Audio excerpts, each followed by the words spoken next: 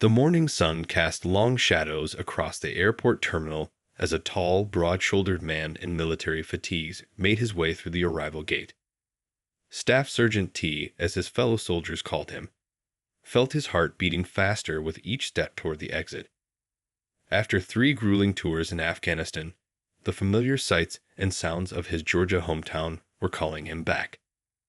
His worn combat boots clicked against the polished floor as fellow travelers turned to look at him with respectful nods. Some even stopped to shake his hand, thanking him for his service. Though grateful for their kindness, he couldn't help but feel slightly overwhelmed by the attention. All he wanted was to slip back into civilian life quietly, to feel the comfort of home again. The heat hit him like a wall as he stepped outside. It was different from the dry heat of Afghanistan. This was the thick, humid warmth of the deep south that he'd grown up with. He closed his eyes for a moment, letting the familiar sensation wash over him. The sweet smell of magnolia trees, mixed with car exhaust, brought back memories of summer evenings spent on his grandparents' porch, listening to their stories while fireflies danced in the twilight. His uncle had insisted on picking him up, but T had politely declined. He needed these first few moments alone, needed to process the transition from war zone to hometown at his own pace. Instead, he caught a cab, driven by a chatty older man who seemed to know every shortcut in town. "Been away long?" the driver asked, glancing in the rearview mirror. "Too long," T replied, watching the familiar landmarks roll past his window. The old movie theater where he'd had his first date was still there, though the sign looked more weathered now. The corner store where he used to buy candy after school had been replaced by a sleek coffee shop. Some things change, some stay the same. The cab wound through the residential streets, past neat rows of houses with American flags fluttering on their porches. Children played in sprinklers on front lawns, their laughter carrying through the open car window. It was surreal how normal everything seemed here, while just days ago he'd been in a world of dust, danger, and constant vigilance. His grandmother's house looked exactly as he remembered, the white paint maybe a little more faded, the flower beds a bit more wild, but still home. He paid the driver, grabbed his duffel bag, and stood for a moment on the sidewalk, taking it all in. The porch swing still creaked in the breeze, and he could smell his grandmother's famous peach cobbler drifting from an open window. Before he could even reach the steps, the screen door flew open. His grandmother, smaller than he remembered, but with the same bright smile, rushed out to meet him. Behind her came his younger sister, who had grown so much during his absence that he almost didn't recognize her. Their embraces were warm and tight, full of 3 years' worth of missed hugs. Inside, everything was just as he remembered. The old family photos lining the walls, the worn but comfortable furniture, even the slight squeak in the floorboard near the kitchen. His grandmother had prepared all his favorites: fried chicken, collard greens, mac and cheese, and of course, that peach cobbler he'd smelled earlier. As they sat down to eat, T felt some of the tension he'd been carrying start to melt away. His sister chatted excitedly about her college plans, while his grandmother filled him in on all the neighborhood gossip he'd missed. The normalcy of it all was both comforting and strange, like putting on an old favorite shirt and finding it didn't quite fit the same way anymore. That evening, sitting on the porch swing with a glass of sweet tea, T watched the sun set over his childhood neighborhood. He was home, yes, but he knew things would be different now. He wasn't the same person who'd left 3 years ago, and he'd have to find his place in this familiar world all over again. But for now, he was content to simply be here, listening to the cicadas sing their evening song and feeling the gentle rock of the porch swing. The next evening, feeling restless after a day of unpacking and settling in, T decided to venture out for dinner. His grandmother had offered to cook again, but he could see the fatigue in her eyes from yesterday's preparations. "You rest up," he told her with a gentle smile. "I think I'll check out if Riley's Diner is still serving those famous burgers." The mention of Riley's had brought a knowing look to his grandmother's face. "Some things have changed while you were gone," she'd said carefully. "But Riley's, well, it's still Riley's." He understood what she meant as soon as he pulled into the parking lot. The diner's neon sign still buzzed and flickered just like it always had, casting a warm glow over the assortment of vehicles parked outside. Everything from beat-up pickup trucks to shiny new SUVs. The bell above the door chimed as he walked in, and the familiar smell of grilled onions and coffee wrapped around him like an old friend. The place looked almost exactly as he remembered it. Chrome-trimmed booths lined the walls, and the black and white checkered floor had been worn to gray in the high-traffic areas. Behind the counter, the old milkshake machine still hummed its steady rhythm. A few heads turned as he entered, followed by the usual mix of curious glances and polite nods. T had expected this. In a small town, any new face attracted attention, and he'd been gone long enough to become almost a stranger. He chose a spot at the counter, settling onto one of the red vinyl stools that squeaked slightly under his weight. The waitress, an older woman with kind eyes and silver-streaked hair pulled back in a neat bun, approached with a coffee pot in hand. She didn't recognize him at first, but then her eyes lit up. "Well, look who's back," she said warmly, filling a cup without being asked. "You've grown up since you used to come in here with your granddaddy for Saturday morning breakfast." T smiled, touched that she remembered. The coffee tasted just as he recalled, strong enough to stand a spoon in, as his grandfather used to say. He ordered his usual, a double cheeseburger with extra pickles and a side of those crispy fries that had made Riley's famous 3 counties over. As he waited for his food, T observed the evening crowd through the reflection in the large windows. The diner had always been a meeting point for all kinds of folks. Farmers fresh from their fields, office workers loosening their ties after a long day, teenagers sharing massive plates of fries and giggling over inside jokes. It was one of the few places in town where everybody seemed to get along, regardless of their differences. The jukebox in the corner played old country songs mixed with some newer tunes, creating a comfortable backdrop to the gentle clinking of silverware and murmured conversations. 2 young boys at a nearby booth were trying to catch each other's eyes in the chrome napkin holder's reflection, making faces when their mother wasn't looking. It reminded T of simpler times, when his biggest worry had been convincing his grandmother to let him have an extra scoop of ice cream. His burger arrived, perfectly cooked and piled high with fresh toppings. The first bite took him right back to high school, when he and his friends would pool their money to split a plate of fries after football practice. The flavors were exactly as he remembered. Some things, thankfully, never change. Through the window, he watched the sky turn purple with the approaching dusk. More people were filtering in for the dinner rush, the bell above the door chiming steadily. T was just about to ask for his check when the peaceful atmosphere shifted. The bell rang again, but this time it was different, sharper, more aggressive. The casual conversations around him quieted, and he felt the air in the diner grow thick with tension. Without turning around, he could tell from the reflection in the window that a group had just walked in. The heavy thud of boots on the checkered floor and the sudden, uncomfortable silence told him all he needed to know. His military training kicked in, heightening his awareness while keeping his outward appearance relaxed. Something told him this peaceful dinner was about to become a lot more interesting. The 5 bikers who walked in weren't locals. That much was clear from their unfamiliar patches and the way they carried themselves.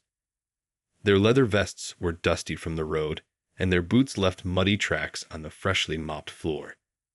The lead rider, a tall man with a graying beard and faded tattoos covering his arms, scanned the diner like he was sizing up territory rather than looking for a place to eat. T kept his attention on his food, but his senses stayed alert, taking in every detail without seeming to notice. Years of military training had taught him to observe without being obvious about it. He could feel the tension in the diner rising like a summer storm, the kind that builds slowly but promises trouble. The waitress with the silver-streaked hair stiffened slightly but approached their table with professional courtesy. "Welcome to Riley's. What can I get you fellas?" Her voice was steady, but her fingers gripped her notepad a little tighter than usual. The bikers ignored her at first, their attention drawn to T sitting alone at the counter. Their whispers carried just enough for nearby customers to hear bits and pieces of their comments. Ugly words about people of color that had no place in any decent establishment. A young family at a nearby booth quickly paid their bill and hurried out, the mother keeping her children close.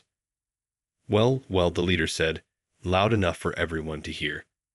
Looks like some folks don't know their place anymore. His companion snickered, the sound as harsh as motorcycle engines backfiring. T took another bite of his burger, chewing slowly and deliberately. He'd faced worse in Afghanistan. Much worse. These men, with their practiced intimidation and rehearsed toughness, were nothing compared to the real dangers he'd encountered. Still, he felt a familiar surge of adrenaline, his body preparing itself just in case. The waitress tried to redirect their attention. "Gentlemen, if you're not planning to order, I'll have to ask you to leave."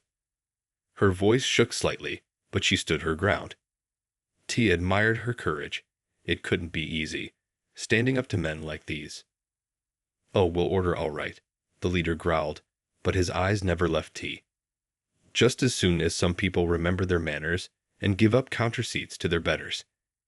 His crew spread out slightly, taking positions that any trained soldier would recognize as tactical positioning. The other customers in the diner had gone completely silent. An older man in coveralls reached slowly for his phone, trying to be discreet about it. A teenage waitress backed away toward the kitchen, her eyes wide with worry. The cook, visible through the service window, had stopped flipping burgers and was watching the scene unfold with concern. T wiped his mouth carefully with a napkin, still not turning around. He could see the bikers' reflections in the chrome napkin holder. They were getting closer, moving like sharks circling prey. But they didn't know what kind of prey they were dealing with. One of the bikers, younger than the others with a patchy attempt at a beard, knocked over the napkin holder. It clattered against T's plate, sending it skidding toward the edge of the counter. That's when T noticed something about their patches. They weren't just any motorcycle gang. He recognized the symbol from a briefing about known hate groups in the Southeast. The diner's manager appeared from the back office, phone in hand. He was trying to project authority, but T could see the nervous sweat on his forehead. "I've already called the police," he announced, his voice carrying across the now silent diner. "They'll be here any minute." The leader of the bikers just laughed. "Plenty of time then," he said, cracking his knuckles for effect. His buddies spread out further, blocking the path to both the front door and the kitchen exit. T finally set down his napkin and straightened in his seat. He hadn't wanted trouble. All he wanted was a quiet dinner in his hometown. But sometimes trouble finds you whether you want it or not. And when it does, a soldier knows there's only one thing to do: face it head on. T took another slow sip of his coffee, his movements deliberately calm and measured. Years of combat training had taught him that the most dangerous moments often came right before action. These were the seconds that mattered most. He could feel the weight of everyone's eyes in the diner, the collective held breath of people who knew they were about to witness something unfold. "Last chance," the leader of the bikers said, his voice carrying that fake friendliness that always comes right before trouble. "You can walk out now, or we can help you leave." His buddies had spread out in what they probably thought was an intimidating formation, but to T's trained eye, they were leaving themselves exposed. The silver-haired waitress stepped forward again, showing more courage than anyone might have expected. "Now listen here," she started, but T gently raised his hand, cutting her off. He appreciated her bravery, but he didn't want anyone else getting caught in whatever was about to happen. "Ma'am," he said softly, reaching into his pocket and placing enough money on the counter to cover his meal plus a generous tip. "I think it's best if you step back now." His voice was quiet, but carried the kind of authority that comes from giving orders in life or death situations. The leader of the bikers took this as weakness and moved closer, deliberately knocking T's coffee cup off the counter. The crash of ceramic on the checkered floor seemed to echo through the silent diner. Coffee spread across the tiles like a dark stain, steam still rising from the puddle. T finally turned around on his stool, facing the group for the first time. He didn't stand up. Not yet. His eyes met the leader's, and something in his calm gaze made the other man blink first. "I'm going to give you all a choice," T said, his voice level and clear. "You can turn around, walk out that door, and we'll forget this happened. Or we can step outside, and I'll teach you why picking fights with strangers isn't a smart hobby." The younger biker with the patchy beard laughed, but it sounded forced. Something about T's composure was clearly making him nervous. The leader, though, wasn't backing down. His face reddened with anger at being challenged so calmly. "Who do you think you are?" he snarled, stepping close enough that T could smell the stale cigarette smoke on his breath. "You come in here, acting like you own the place." T stood up slowly, and the leader involuntarily took a step back. Even his fellow bikers seemed surprised by this instinctive reaction from their tough-talking boss.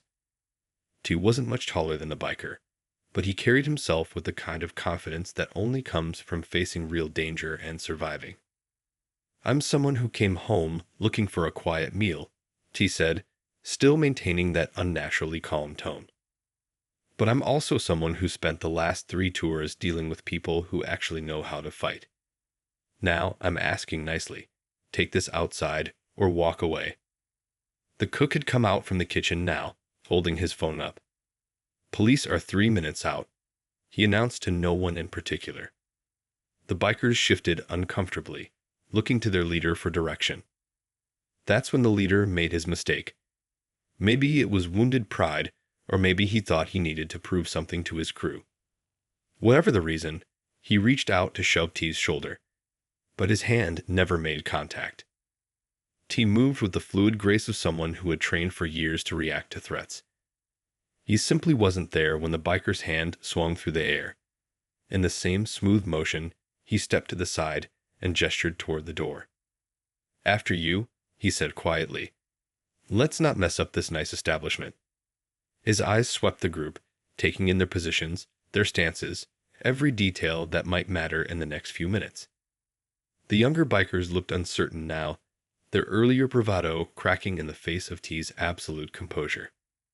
The leader was committed now, though. His face had turned a deeper shade of red, and his hands had curled into fists. With a grunt of rage, he headed for the door, his crew following behind him.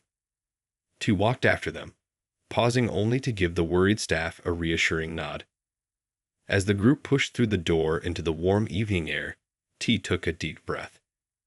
He hadn't wanted this fight, but he sure wasn't going to run from it. Sometimes, standing up to bullies was the only way to deal with them. The parking lot was bathed in the orange glow of sunset, with the diner's neon sign casting strange shadows across the pavement. The 5 bikers spread out in a loose semicircle, trying to surround T as he stepped away from the building. Inside, faces pressed against the windows. Nobody wanted to get involved, but nobody could look away either.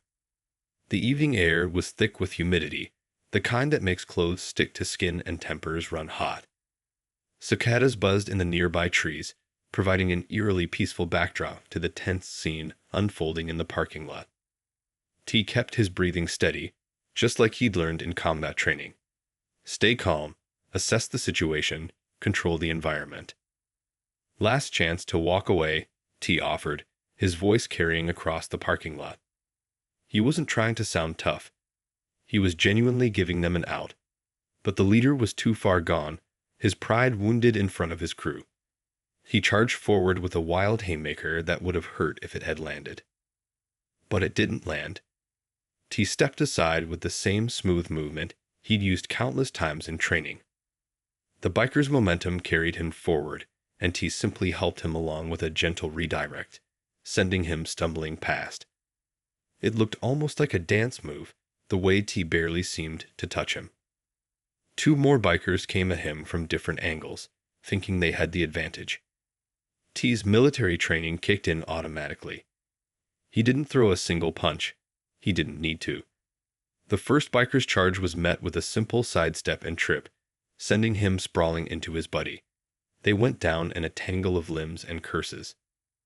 The fourth biker, the young one with the patchy beard, hesitated. He'd probably never been in a real fight before, just bar brawls where everyone was too drunk to remember what happened. T saw the uncertainty in his eyes and made a quick decision. "Stay there, son," T called out to him. "No need for you to get hurt." The young biker backed up a step, looking relieved to have an excuse not to join in. The leader had recovered by now and was coming back, this time more cautiously. He'd realized this wasn't going to be the easy fight he expected. His face was red with a mixture of exertion and embarrassment. "You think you're tough," he spat out, circling slowly. T didn't respond. Words weren't necessary anymore. When the leader came in again, T moved like water around a rock. Each attempted punch met empty air. Each grab found nothing but space where T had been a split second before. It was like trying to fight a shadow. The two bikers who had fallen were getting up now, but their hearts weren't in it anymore. They'd felt the skill in T's movements, the controlled power that spoke of years of training. This wasn't some random guide they could intimidate. This was someone who knew exactly what he was doing. A police siren wailed in the distance, getting closer. The young biker with the patchy beard was already backing toward their motorcycles. The other two who had fallen exchanged glances and began doing the same. Only the leader seemed determined to continue, though even he must have known by now that he was outmatched. "Your friends are being smart," T said quietly. "Be smart too. Get on your bike and ride away. Nobody needs to get hurt tonight." The leader glared at T, his chest heaving. For a moment, it looked like he might try one more time. But then the police siren got louder, and reality seemed to sink in. With a final curse, he turned and stormed toward his motorcycle. The bikers fired up their engines, the roar echoing off the diner's walls. As they peeled out of the parking lot, T noticed the young one with the patchy beard looking back. There was something like respect in his eyes now. Maybe even a hint of gratitude for being given a way out. T straightened his shirt and turned back toward the diner. The whole confrontation had lasted less than 5 minutes, but it felt like the air itself had changed. Through the windows, he could see people already pulling out their phones, no doubt sharing what they'd just witnessed. The police cruisers pulled into the parking lot just as the last echo of motorcycle engines faded into the distance. 2 officers stepped out, hands resting cautiously on their belts as they surveyed the scene. They seemed surprised to find nothing but an empty parking lot and a calm man in civilian clothes standing quietly by the diner's entrance. Inside, the diner had erupted into excited chatter. The silver-haired waitress was already rushing out with a fresh cup of coffee for T, her hands shaking slightly, but her eyes bright with relief and admiration. "That coffee you paid for got spilled," she said with a warm smile. "This one's on the house." The officers approached T, noticing his military bearing immediately. "We got calls about a disturbance," the older officer said, pulling out his notebook. Something about a group of bikers causing trouble. His younger partner was already talking to the diner's manager, who was gesturing animatedly through the window. "Just a misunderstanding," T said calmly, taking a sip of his fresh coffee. They decided to leave before things got serious. He could have pressed charges, could have made a big scene of it. But that wasn't his style. Sometimes the best victories are the quiet ones. But the diner's customers had other ideas. They began filing out, eager to tell their versions of what happened. The young family that had left earlier had actually parked across the street and seen everything. The father, still holding his young son's hand, stepped forward to give his statement. "Those men were trying to start a fight," he told the officers. "They were saying awful things, making threats. This gentleman here handled it perfectly. Didn't throw a single punch, just defended himself. Haven't seen anything like it." The cook had come outside too, holding up his phone. "Got most of it on video," he said proudly. been having trouble with that gang before. They've harassed other customers, but nobody stood up to them like this. The younger officer's eyes widened as he watched the footage. "Sir," he said, looking at T with newfound respect, "we might need this video. That gang's been causing problems all across the county. This could help us build a case." More patrol cars were arriving now, and T noticed local news vans pulling into the parking lot. Word traveled fast in small towns, and this story was spreading like wildfire. The diner's manager was already being interviewed by a reporter, gesturing excitedly as he described how T had handled the situation. The silver-haired waitress touched T's arm gently. "You know," she said, "your grandfather would have been proud. He never could stand bullies either." T looked at her in surprise. He hadn't realized she'd recognized him that completely. The older officer was taking statements from other witnesses, but he kept glancing at T with a thoughtful expression. Finally, he walked over and spoke quietly. "Military?" he asked, though it wasn't really a question. T nodded. "Just got back." The officer smiled. "Thought so. Listen, we've been trying to start a community outreach program, working with local youth, teaching them about conflict resolution. After seeing how you handled this, well, we could use someone with your experience." More people were gathering now, drawn by the police lights and news vans. T could hear snippets of conversation, people already turning the event into a story to share. But what caught his attention was the group of teenagers hanging back by the edge of the parking lot, watching him with undisguised admiration. One of them, a young man who looked about the same age T had been when he enlisted, finally worked up the courage to approach. "Sir," he said hesitantly, "those moves you used, could you teach others how to do that? Not to fight, I mean, but to, defend themselves without hurting anyone." T looked around at the gathered crowd, the grateful diner staff, the impressed officers, the curious onlookers. He hadn't planned on any of this. He just wanted a quiet dinner in his hometown. But sometimes life has other plans, and sometimes those plans turn out better than anything you could have imagined. Word travels fast in small towns, but social media makes it travel even faster. By the next morning, the video of T's encounter with the bikers had spread far beyond the county lines. The local morning news ran the story as their lead, focusing not on the confrontation itself, but on how it had been resolved without violence. The police station was busier than usual that morning. More people had come forward with stories about the same biker gang, finally feeling brave enough to speak up. The young officer who had taken T's statement was sorting through a stack of complaints, building a case that had been waiting to happen. "The gang's been operating across 3 counties," the police chief explained to T, who had been called in to give a formal statement. "Intimidation, harassment, vandalism. But people were too scared to come forward. What you did, well, it showed folks that standing up to bullies doesn't always mean fighting fire with fire." The chief's office walls were covered with community service awards and family photos. He leaned back in his chair, studying T thoughtfully. "That video's doing more than just helping us catch some troublemakers. It's showing people a different way to handle conflict, especially young people." Outside the police station, a small crowd of reporters had gathered. They wanted to talk to the soldier who had faced down 5 bikers without throwing a punch. But T slipped out the back door. He wasn't interested in fame or attention. He just wanted to get back to his normal life. But sometimes life has other plans. When he stopped by the grocery store that afternoon, people kept coming up to shake his hand. Parents pointed him out to their children, telling them in hushed voices about what had happened at Riley's diner. The cashier wouldn't let him pay for his groceries, insisting it was the least they could do. Back at his grandmother's house, the phone wouldn't stop ringing. Local community groups wanted him to speak at their meetings. The high school principal asked if he would talk to the students about conflict resolution. Even the mayor's office called, talking about a community safety initiative they wanted him to be part of. "You've started something," his grandmother said, bringing him a glass of sweet tea on the porch. Something this town's been needing for a long time.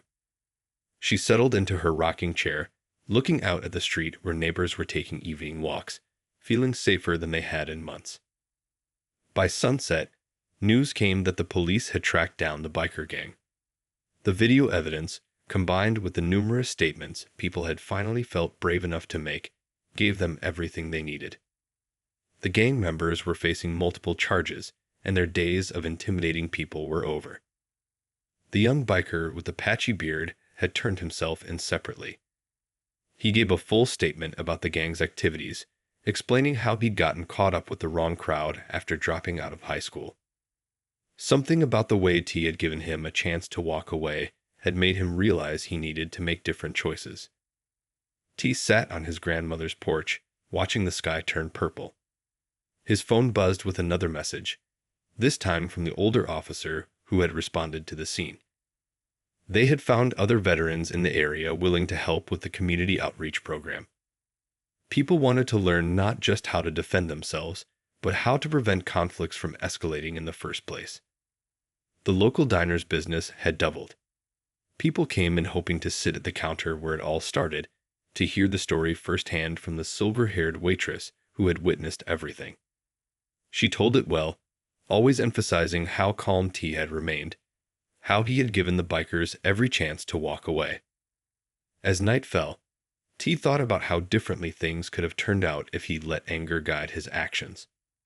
One moment of violence could have led to more violence. Instead, his response had sparked something else. A reminder that true strength often shows itself in restraint, and that standing up for what's right doesn't always mean raising your fists. 6 months after that memorable evening at Riley's Diner, the town gathered for the grand opening of the new Community Unity Center. The building, once an abandoned warehouse, now stood proud with fresh paint and wide windows that let in streams of morning light. The parking lot was packed with cars, and people of all backgrounds streamed through the doors. T stood near the entrance, watching families arrive with excited chatter. He wore his old military uniform, pressed and polished, though he didn't much like being the center of attention. The mayor had insisted he speak at the opening ceremony, saying his actions had sparked this transformation. Inside, the center buzzed with activity.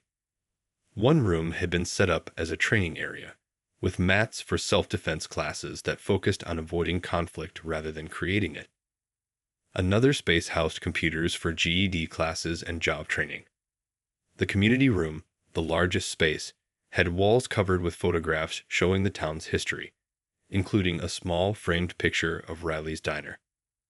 The young biker from that night, now clean-shaven and wearing a volunteer coordinator badge, was showing people around. He'd not only earned his GED, but had become one of the center's most dedicated volunteers. This place, he told visitors, is about second chances and new beginnings. I should know. I got both. The silver-haired waitress from Riley's had baked enough cookies to feed an army, setting them out on tables decorated with fresh flowers. She still told the story of that night to anyone who would listen, but now she focused on what happened after. How one moment of courage had rippled through the community like stones thrown in a pond. When it came time for the ceremony, T kept his speech short and from the heart. What happened that night at the diner wasn't about one person being brave, he told the packed room. It was about showing that we all have the power to stand up, to make things better. This center isn't about me. It's about all of you, coming together to build something that matters. The police chief spoke next, sharing statistics that showed how community engagement had reduced incidents of harassment and violence. But the most powerful moment came when a group of high school students performed a skit they'd written about standing up to bullying without using violence. After the ceremonies, people lingered to chat and explore the center. Children ran through the halls, their laughter echoing off the walls. Elderly residents sat in comfortable chairs, sharing stories with teenagers who actually stopped to listen. The barriers that had once divided the community seemed to be melting away. His grandmother found him watching it all from a quiet corner. "You know," she said, patting his arm. Your grandfather used to say that real change doesn't happen overnight. It happens one person at a time, one choice at a time, until suddenly you look around and everything's different. As the day wound down, T took a walk through town.